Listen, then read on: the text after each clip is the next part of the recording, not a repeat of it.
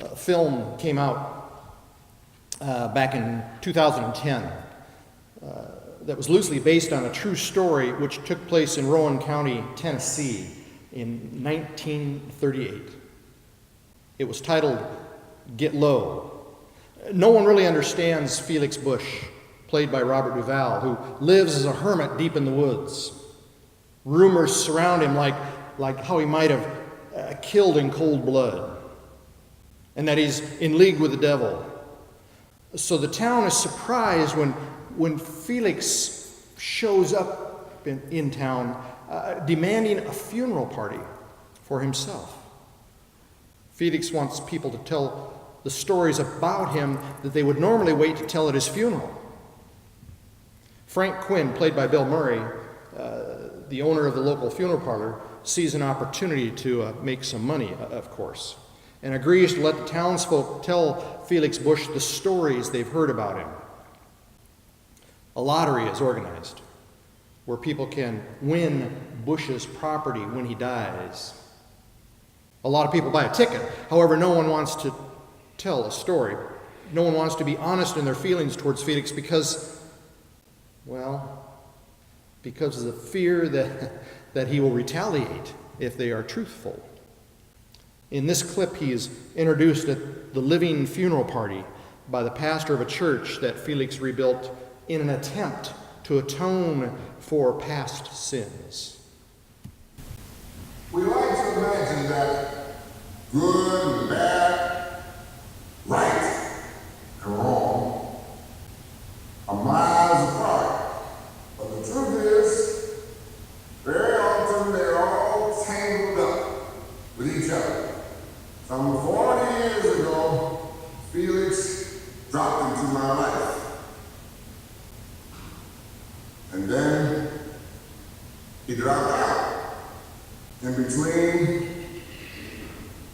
he built the most beautiful sanctuary that I have ever seen.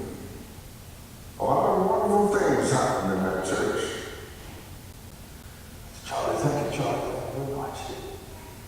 I had to go clear to Illinois to find somebody who had anything good to say about me. Had a little thing. Now, I'm not a smart man or a liar when I know what kind of man I am. I was always restless. Thought I'd see the world. But I didn't go nowhere on purpose because I did something I was ashamed of.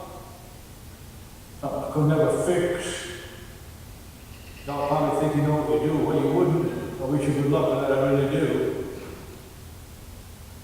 And I told Charlie what I'd done. He told me to confess to God, the law, and to somebody else, so that I could get forgiveness. But I didn't want forgiveness. I needed to hold on to what I did, to be sick from it every day of my life, but I never told nobody else. You see? Oh. One of the joys of my vocation, and I'll have to admit, one of the heartaches at times, is being allowed to share in your life journey stories. Stories that often have not been shared with anyone else. I'm honored to have gained your trust, and without a doubt, I've been enriched. Perhaps the strongest thread of similarity connecting our many lives is the fact that most, if not all, of the stories that have been shared with me have an element of regret, a sense of guilt, some residue of a wrong decision or relationship betrayal or moment in time squandered. For some, the feelings evoked may be as innocuous as a mild sunburn. You know you have one because there's just constant itch and irritation. For others, the feelings may cause such an intensity of shame and pain that thoughts of suicide are more of a comfort than any thought of a future life. Invariably, a need for forgiveness. In fact, a longing for forgiveness is spoken of. It's as if there's a layer of muck or slime that covers our entire being, as if our very skin is infected, and we long to be clean. We ache for a turning back of time so that we can be rid of the leprous sense of shame that separates us from others, that separates us from a sense of wholeness. Well, there is good news this morning. W.E. Sangster, who was a pastor at Westminster Central Hall in London, once preached a sermon on the subject of forgiveness, in which he used an illustration of a sludge vessel. He died in 1959, and he lived in a time prior to strong environmental awareness, shall we say. The story should cause us to cringe from an environmental standpoint, but points us toward a spiritual truth. He writes, "Sludge vessels are a most important part of the sanitary system of London. When millions of people congregate together in one city, it takes little imagination to realize that the maintenance of their health is a vast problem. Not all sewage is waste. But whenever use has been made of the city's refuse, there remains irreducible and dangerous sediment called sludge. London has 4 sludge vessels. They are tankers, really, with a cargo carrying capacity of 1,500 tons. On every weekday tide, 2 of the sludge vessels set out laden with this unwanted and perilous matter and travel down the Thames to Black Deep, a depression on the bed of the ocean, 15 miles off Foulness. When the vessel reaches Black Deep, the valves are opened, and the complete cargo runs out in about 20 minutes. Down it goes, down into the salt aseptic sea. A dark stain spreads over the wake of the ship, but so wide is the ocean and so deep the declivity and so briny the sea that within 1 hour, samples of water taken from either the surface of the sea or the bed of the estuary prove to be completely innocuous. The sludge is gone, devitalized of all evil power, and never to be seen again. It is sunk from all human knowledge in the cavernous hollow of Black Deep and has lost its evil nature on the way. If you are willing, you can make me clean." Wouldn't it be nice to really feel that way? To know without doubt that through the experience of Jesus, God can take the sludge of our lives and devitalize its evil power. Wouldn't it be nice to know beyond question that the dangerous muck of pain and guilt we so often deal with can be made innocuous?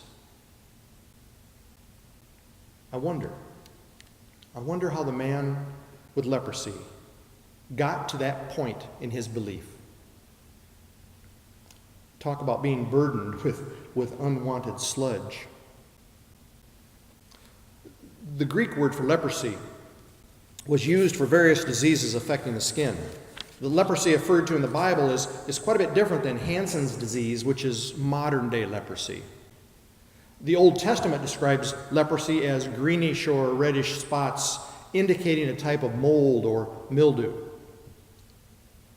Persons afflicted with leprosy were highly contagious, considered impure, thought to be in a state of punishment by God, and essentially were considered human waste. That's a lot of muck to carry around. As I researched this passage of Scripture, there were some rather interesting turns in the story that struck me. The first significant factor really has nothing to do with the text, but with the placement of the story. The author of Mark felt that it was of enough importance to share it early on. Not like the other gospel authors who took the time to lay out the birth story and set the stage for Jesus' holiness and ministry before letting us see that ministry in action. Mark cuts right to the chase. Jesus' involvement with very real people in very real situations. That's the essence of the gospel for Mark. Jesus' involvement with people is the good news. Not very risk-free involvement, by the way, for either Jesus or the people he encounters. Dr. Bill Cooper, a professor that I had at seminary, highlighted that risk in his book, Did You Know This? And also highlighted some of the twists and turns that this story takes. Bill suggests that Jesus encountered the leprous man in the city. Jewish law, however, required that a person with leprosy had to stay away from every place where uninfected people might be. This was particularly true of cities or villages. These people were literally ostracized from society, living in caves and confined to the wilderness. They never encountered anyone except other people with leprosy. If they strayed too close to uninfected people, they would likely be pelted with stones. The leper was definitely risking all to get close to Jesus. So close that the man with leprosy came to Jesus and begged him on his knees, "If you are willing, you can make me clean." And filled with compassion, Jesus reached out and touched the man. "I am willing. Be clean." It was risk enough for the leper to come close to Jesus without crying as the law required, "Unclean, unclean." But it came as double risk for Jesus to touch him. They were both breaking the law, both now to be considered unclean, and both at risk because of the disease. Boy, that muck just kind of gets deeper. But Jesus decided it was time to dump the sludge. By touching the leprous man, Jesus made it clear that he was more concerned about the man than the disease, more concerned with love than the law, more concerned with relationship than risk.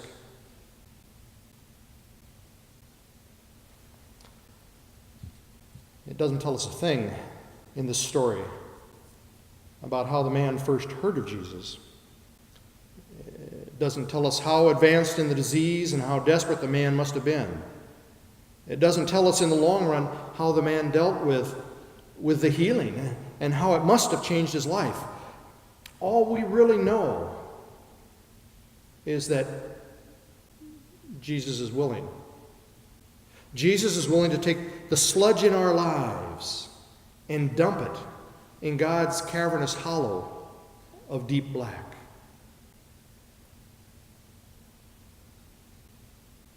Ultimately, perhaps that's all I really need to know. Jesus is willing. You see, it's not the leper's story that's being told here.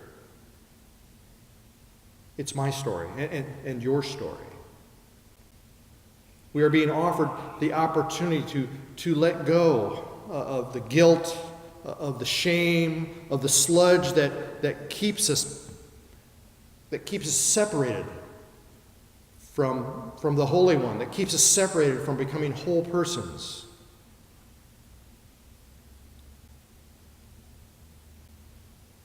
The question's simple.